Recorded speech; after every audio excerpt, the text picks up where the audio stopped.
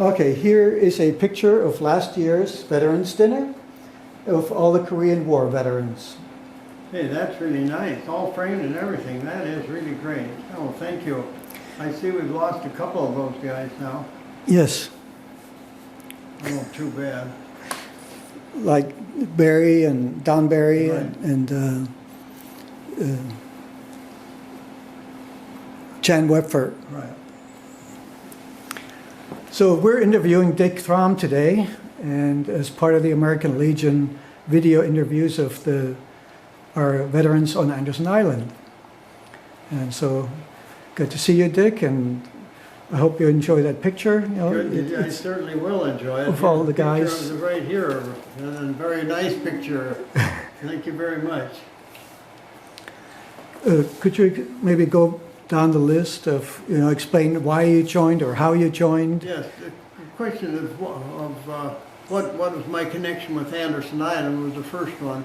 I've been here since 1991. We bought our property here in 1980 sometime, but we didn't move here till 1991. We had a small trailer park on our property, and we come out on weekends. But we moved here in 1991, and I've lived here since then.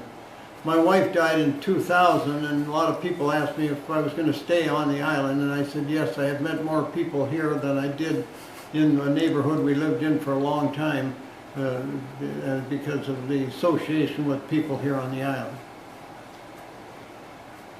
You also asked what prompted me to join the service.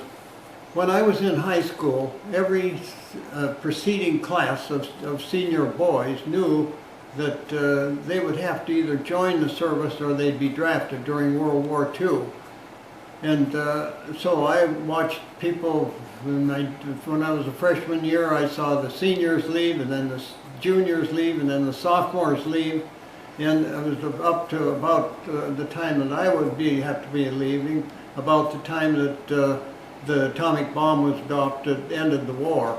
And so I didn't have to go, but because I was actually geared up to go, most of the graduating seniors in my class, the boys, all joined the service. And I joined the Marine Corps. And you may wonder, I see you ask why I joined the Marine Corps. I elected to join the Marine Corps during the war. I was really admired the Marines in the South Pacific when they were taking islands that we'd never heard of before, and yet losing thousands of men on some of these islands, and especially on Tarawa and Iwo Jima and some of the others. And I always admired them, and so even though I had a history of, my father was in the Army, and three of my brothers were in the Army, I elected to join the Marine Corps. And I got a lot of flack from my Army members of my family for a while, but after I joined, I think they were proud that I joined. You asked what kind of memorable events were on. I think probably the most memorable event when I was in the Marine Corps was when I was in Korea. In about October of 1950, first of all, we'd made the Incheon landing in September and fought all the way up almost to the 36th parallel, which is the division between North and South Korea. And then we went back aboard ship and went over on the east side of the of South Korea, actually up into North Korea, and made a landing in North Korea at Wonsan, and then continued on up almost to the Yalu River, up to the Chosin Reservoir. In about October, middle of October, General MacArthur, who was the commanding general of the UN forces, told President Truman that looked like the war was going so well it'd be over by Thanksgiving, and our boys would be home by Christmas. Well, it turned out the very next day after MacArthur said that, the lead elements of the Chinese forces started crossing the Yalu River to make positions up around the Chosin Reservoir. And about a month and a half later, in late November, they had over 100,000 Chinese on the hill all over. Chinese started coming in around the middle of October, and then by November, the end of November, over 100,000 were in place all along the hilltops and the mountaintops along this road that would be our exit if we had to go out. And so on, I think Thanksgiving that year was the 26th, and it was really a lull in the fighting, so they brought up some trucks from the rear and fed us a really great turkey dinner on Thanksgiving, and we almost thought maybe the war was almost over. And then the very next day, the Chinese attacked, and it was just a terrible attack. It just seemed they came in with wave after wave. It was hand-to-hand battling and throwing grenades and shooting, and oh, it was just terrible. And then we knew we were in trouble, and the Chinese kind of divided our division into 4 different segments by cutting the road in various places. And the only way that we could get out of there was on this dirt road that traveled along the lower part of the ravine or the valley, and because we had tanks and trucks and our heavy armor and things like that. And the Chinese was kind of known as a peasant army, in which they actually didn't have any vehicles at all. They carried everything on their back, and they had a few pack animals, and that was it. And every soldier carried a big load.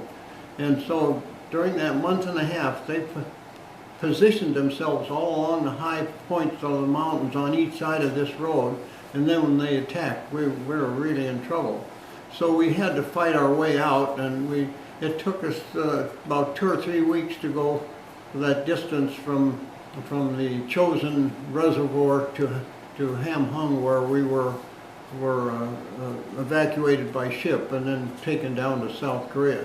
That was certainly the most memorable event. That. How many miles is it from the Chosin to Hungnam? About 70 miles. 70 miles. Just about 70 miles. You asked what was one of the most memorable people, and that happened to be a platoon leader. I mean, a leader by the name of Lieutenant Colonel Ray Davis, who was the commanding officer of the 7th Regiment of the Marine Division. And I had the honor to be a runner for him for some time, and I saw how brave he was, how he would stand up in the middle of the night and firing coming in from all directions and directing people and to do what happened to be done.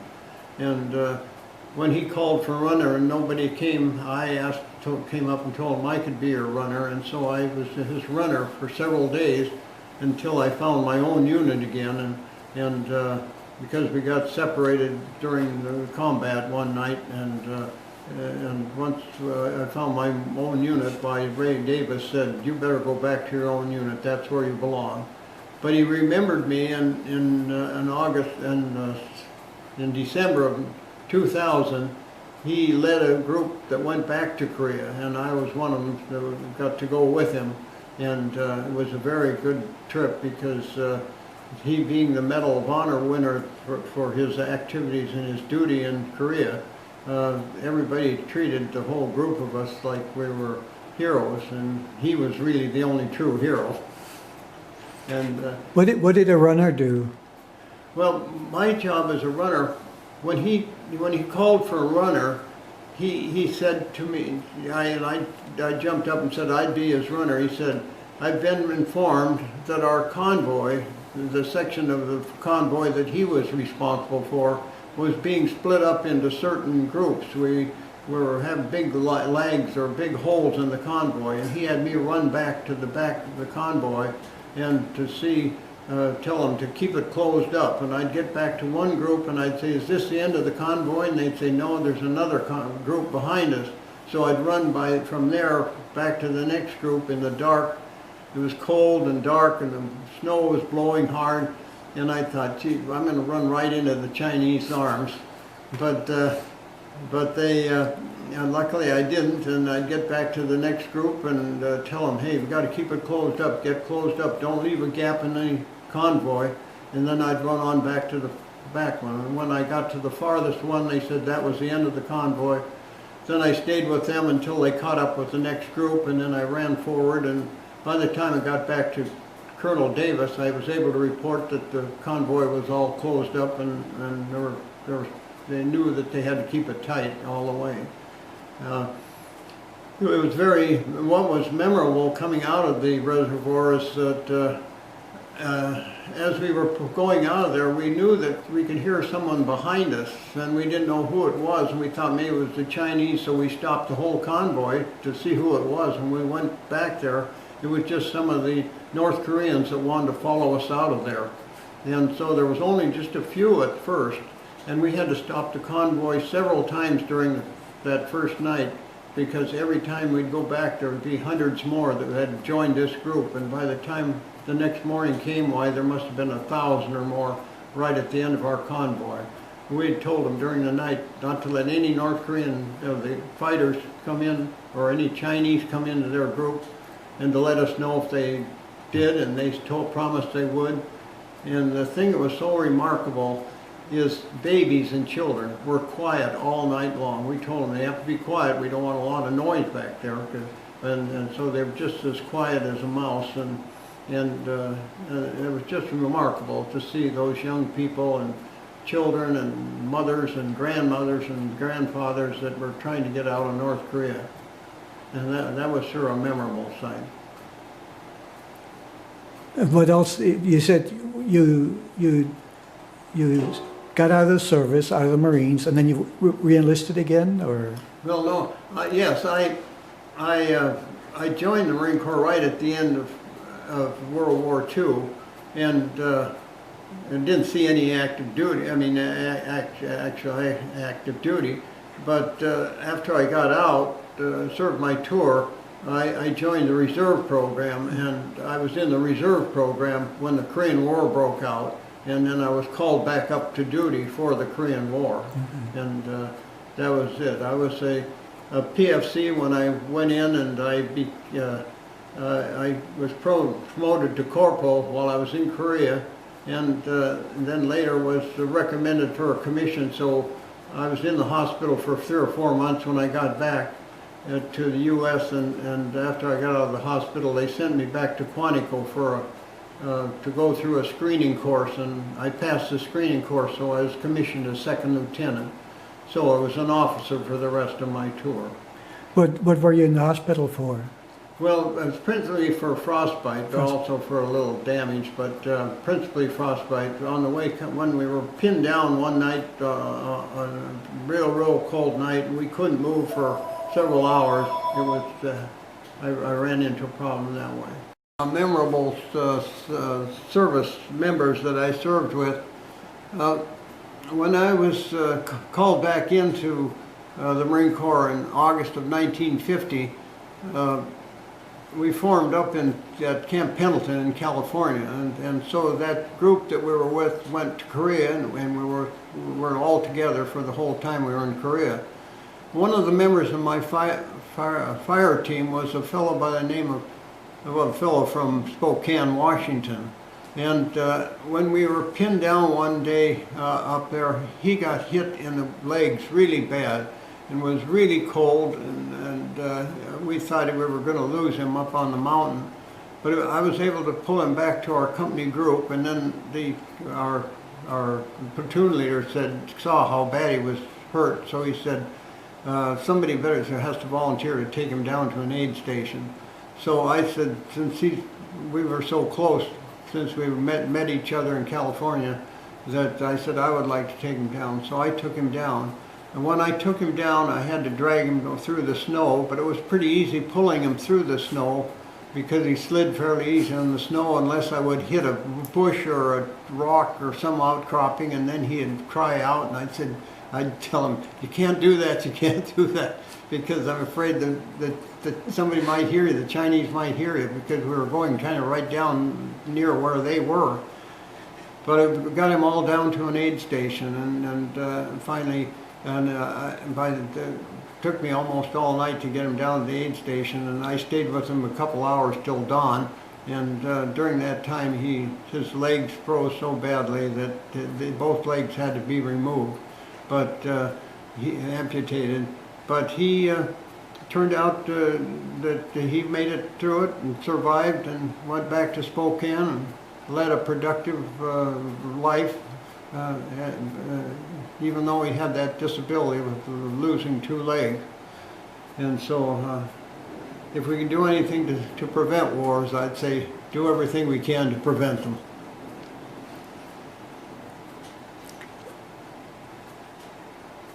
And then after active duty, you went into reserves, and then you retired from the reserves? Yes, yes. After I was released, I had a couple short duty tours after that, but most of my time from then on was in the reserve program, and I retired from the reserve program in 1988. Mm-hmm.